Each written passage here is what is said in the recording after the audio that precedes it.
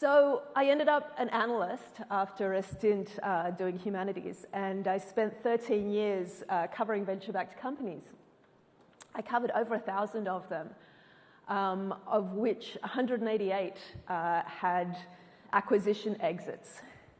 28 vanished without any trace, and 8 went public. So you had a 3% chance, if you did a venture-backed startup under my tenure, of flying into a mountain, and you had a 1% chance at getting an IPO.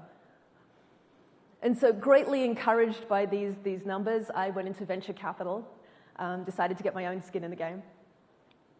And when I went into venture capital, I read everything I possibly could about venture and entrepreneurs and startups.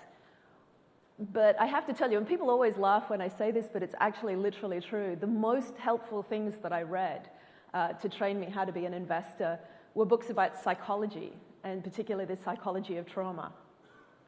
Because work is incredibly difficult, and life is incredibly difficult.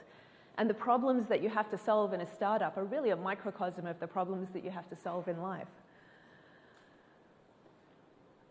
As a VC, we spent maybe a third of our time looking at deal flow. You know, you think of VCs sitting across the table taking pitches, but in fact, the majority of our time we spent with the portfolio companies trying to help them solve problems. And invariably, the problems we were helping them try to solve were team problems. They were people problems.